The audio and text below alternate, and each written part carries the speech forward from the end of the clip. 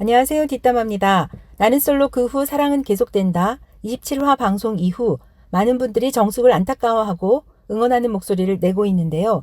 거기에 영철과 현숙은 매너 없다는 소리를 듣고 있죠.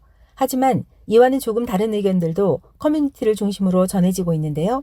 사랑에 있어서는 2등은 어쩌면 의미가 없는 것일 수 있으니 사랑은 쟁취해야 하는 거 아니냐며 스포츠가 아니라면서 사랑을 얻기 위해 최선을 다하는 것도 중요하다는 의견도 있는데요. 여러분들은 어떻게 생각하시나요? 이번 영상에서 함께 생각해 봤으면 합니다. 어떤 분들은 만약 영철이 선의의 거짓말, 하얀 거짓말을 했으면 어땠을까라고 합니다. 물론 당장의 위기는 모면했겠지만 정숙이 나중에 그 사실을 알게 된다면 지금보다 더욱 언짢았을 것 같은데요. 지금 와서 생각해 보면 이런 상황을 만든 것이 많이 안타깝습니다.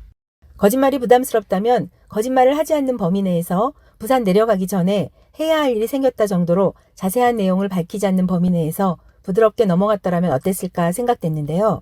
실제로 데이트 상대를 앞에 두고 다른 사람을 만난다는 것은 오히려 더 큰 역효과를 낼 것 같았기에 조금 아쉬운 장면이었네요. 아바가 부른 더 위너 테이크스 이돌이라는 노래가 있죠. 승자 독식이라는 말로 해석될 수 있을 것 같은데요. 이 말이 가장 잘 어울리는 것이 사랑이 아닐까 싶습니다. 낯설 사계 방송에서의 현실 데이트가 어떤 정해진 룰이 없이 사주라는 기간 동안 여러 데이트 상대와 자유롭게 데이트를 하는 것이기 때문에 어쩌면 현숙은 주어진 조건에서 사랑을 쟁취하기 위해 최선을 다한 것이라고 볼 수 있지 않을까라는 의견이 있는 것 같은데요. 현숙은 영철을 만나기 위해 기꺼이 부산에 내려갔고 직장도 옮길 수 있다고 강력히 어필했고 또 좋아하는 사람을 잠시라도 만나기 위해 반차를 내면서까지 진심을 전한 것을 중요하게 봐야 한다는 의견도 있습니다. 실제로 이번 일을 계기로 정숙은 적극적이어야 살아남는다는 걸 한 수 배우게 되었던 것 같은데요. 승자가 되어 사랑을 독차지하기 위해서는 최선을 다해야 한다는 교훈을 얻게 된 것이 아닐까 싶습니다. 지금까지 남성들에게 연락 오기만을 기다렸다면 이제는 먼저 연락하는 방법도 있다는 걸 알아가는 계기가 되었을 거라는 생각이 드네요. 94년생 동갑내기 정숙과 현숙의 전쟁.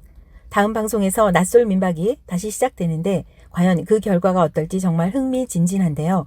끝날 때까지 끝난 게 아니고 사실 최종 커플이 된다 해도 그중에 현실 커플이 될 확률이 얼마나 적은지 이미 지금까지 사례로와 우리는 충분히 알고 있죠.